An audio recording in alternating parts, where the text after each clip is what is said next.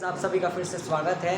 कैसे हैं आप सब लोग? मुझे पूरी आशा है कि आप सभी काफ़ी अच्छे होंगे। तो आज की इस वीडियो में हम लोग क्लास 9th का लेक्चर नंबर 6 करने वाले हैं एनसीईआरटी का, जिसका नाम है 8.3 topic the rate of change of velocity. The rate change of velocity. तो ये क्या होता है? सबसे पहले हेडिंग को थोड़ा सा हम लोग शॉर्ट कर लेते हैं। हेडिंग को क्या कर लेते हैं? थोड़ा सा शॉर्ट कर लेते हैं। ये सीधा सीधा एनसीईआरटी देखो टॉपिक्स को घुमा देता है। देखो बोल रहा है कि the rate change of velocity. अब रेट चेंज ऑफ वेलोसिटी कुछ नहीं है, वेलोसिटी में जो चेंज आता है, रेट चेंज आता है। आपकी जो वेलोसिटी लास्ट टाइम वीडियो में मैंने वेलोसिटी कराया था ना आपको, तो उस वेलोसिटी में जो बदलाव आएगा, जो चेंज आएगा, उसको बोलेंगे हम लोग एक्सेलरेशन। तो सीधे सीधे ये एक्सेलरेशन है।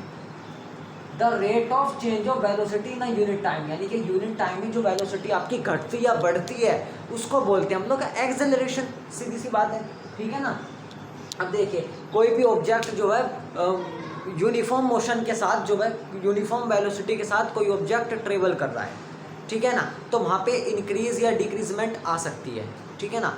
अब कोई भी ऑब्जेक्ट अगर नॉन यूनिफॉर्म मोशन के साथ, नॉन यूनिफॉर्म वेलोसिटी के साथ, यानी कि वेलोसिटी अब की बार कांस्टेंट नहीं है, यूनिफॉर्म वेलोसिटी मतलब वेलोसिटी कांस्टेंट चल रही है, लेकिन कोई भी ऑब्जेक्ट यदि नॉन यूनिफॉर्म वेलोसिटी के साथ, यानी कि अनइक्वल वेलोसिटी के साथ ट्रेवल हो रहा है, तो वहाँ पे आप लोग एक्सेलरेशन फाइंड कर सकते हैं, ठीक है ना। वहाँ पे एक्सेलरेशन फाइंड कर सकते हैं आप लोग, क्योंकि वहाँ पे वेलोसिटी में चेंज आ रहा है, इंक्रीज या डिक्रीज हो रही है, वेलोसिटी का इंक्रीज या डिक्रीज होना इन अ यूनिट टाइम, या रेट चेंज होना वेलोसिटी का, उसको बोलेंगे आप लोग एक्सेलरेशन। बस ये एक्सेलरेशन है, सीधी सी बात है। एक्सेलरेशन की यूनिट क्या होती है? यूनिट क्या होती है एक्सेलरेशन की? ये होती है मीटर पर सेकंड स्क्वायर, और ये एक वेक्टर क्वांटिटी होती है। कैसी क्वांटिटी? वेक्टर क्वांटिटी होती है। वेक्टर क्वांटिटी क्यों होती है भाई? ये क्योंकि भाई इसके पास मैग्नीट्यूड भी होता है और साथ में डायरेक्शन भी होती है। अब इसको मैं और अच्छे से समझाऊंगा, ठीक है। इसके साथ इसके पास मैग्नीट्यूड भी होता है और साथ में डायरेक्शन भी होती है, इसलिए क्या हो जाएगी? Vector quantity. अब बात कर लेते हैं एक्सेलरेशन पॉजिटिव। स्मॉल ए से डिनोट करते हैं एक्सेलरेशन को। एक्सेलरेशन आपका पॉजिटिव कब होगा? जब एक्सेलरेशन आपका वेलोसिटी की डायरेक्शन में होगा। जब ये लीजिए एक्सेलरेशन ये रहा आपका और वेलोसिटी की डायरेक्शन ये रही, ऐसा समझ लीजिएगा आप, ठीक है ना। ज़्यादा वो मत कीजिएगा, क्या मत कीजिएगा, ज़्यादा दिमाग पर जोर मत डालिएगा ठीक है। ये एक्सेलरेशन इस डायरेक्शन में और वेलोसिटी भी इसी डायरेक्शन में हो रही है, तो इस कंडीशन में एक्सेलरेशन होगा पॉजिटिव। और अगर एक्सेलरेशन निगेटिव कब होगा? एक्सेलरेशन हो रहा है इस डायरेक्शन में और अगर वेलोसिटी हो रही है इस डायरेक्शन में, तो एक्सेलरेशन और वेलोसिटी एक दूसरे की अपोजिट डायरेक्शन में चलेंगे, तो उस कंडीशन में एक्सेलरेशन होगा निगेटिव। ये एक्सेलरेशन इस डायरेक्शन में हो रहा है, वेलोसिटी इस डायरेक्शन में, तो एक्सेलरेशन होगा आपका निगेटिव, ठीक है। इतनी बात क्लियर है। अब बात कर लेते हैं हम थोड़ी सी इसके फॉर्मूले की। इसका फॉर्मूला हो जाएगा स्मॉल ए बराबर v minus u upon t. भाई initial velocity minus final velocity, velocity का ही तो चेंज है। इनिशियल वेलोसिटी में से जो फाइनल वेलोसिटी को माइनस करेंगे इन यूनिट टाइम टी में, तो आपको एक्सेलरेशन का फॉर्मूला मिल जाएगा a is equal to v minus u upon t मिल जाएगा, ठीक है। इतनी बात क्लियर है आपको? ठीक है। एक्सेलरेशन पॉजिटिव निगेटिव कब होगा ये आपको बता ही दिया मैंने। If an object travels in a straight line, its velocity decreases और increases in equal interval of time. देखिए यूनिफॉर्म एक्सेलरेशन की बात कर लेते हैं। अब बात कर लेते हैं यूनिफॉर्म एक्सेलरेशन की। देखिए इसको नोट कर लीजिएगा आप, ठीक है, थोड़ा जल्दी कराना पड़ेगा मुझे।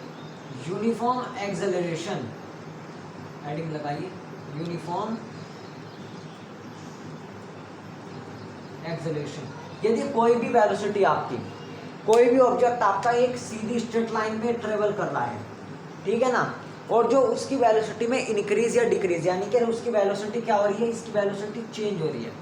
क्या आ रहा है यहाँ पे? वेलोसिटी में चेंज आ रहा है। ये स्ट्रेट लाइन पे ऑब्जेक्ट चल रहा है और इसकी वेलोसिटी में चेंज आ रहा है, लेकिन इक्वल टाइम में आ रहा है, कांस्टेंट टाइम में चेंज आ रहा है, ठीक है ना। ये नहीं कि टाइम इसने इधर ट्रेवल किया वेलोसिटी ने या टाइम चेंज हो गया, नहीं, इक्वल टाइम है। 2 second 2 second 2 second 2 second, time equal है बिल्कुल। तो उस कंडीशन में जो एक्सेलरेशन होगा आपका नॉन यूनिफॉर्म क्या होगा? यूनिफॉर्म एक्सेलरेशन होगा, ठीक है ना। अब बात कर लेते हैं नॉन यूनिफॉर्म एक्सेलरेशन। इसमें केवल इतना है, अनइक्वल टाइम में, ठीक है, अनइक्वल टाइम में।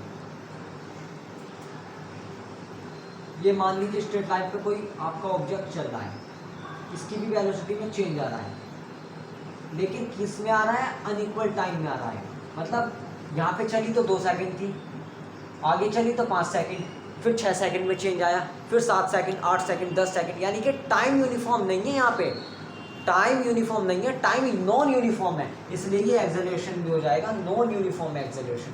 मतलब किसी भी वेलोसिटी में चेंज आना इक्वल टाइम में, किसी भी वेलोसिटी में अगर इक्वल टाइम में चेंज आता है तो उसको बोलते हैं हम लोग यूनिफॉर्म एक्सेलरेशन। और किसी भी ऑब्जेक्ट की वेलोसिटी में अगर जो चेंज आएगा वो नॉन यूनिफॉर्म टाइम से आएगा, यानी कि टाइम अब की बार क्या कांस्टेंट नहीं होगा, सेम नहीं होगा, तो उसको बोलते हैं हम लोग नॉन यूनिफॉर्म एक्सेलरेशन। और यूनिफॉर्म चेंज आना वेलोसिटी का चेंज आना किसमें, यूनिफॉर्म टाइम में, यूनिफॉर्म टाइम में, इक्वल टाइम में, तो उसको बोलेंगे यूनिफॉर्म एक्सेलरेशन। कंप्लीट आपका, जी हाँ बिल्कुल कंप्लीट। एनसीईआरटी का जो ये आपका टॉपिक था ना, ये मैंने 6 मिनट की वीडियो में कंप्लीट करा दिया। The rate of change of velocity, खत्म बात। Thank you. नेक्स्ट वीडियो में फिर मुलाकात होगी एक नए टॉपिक के साथ, तब तक के लिए थैंक यू।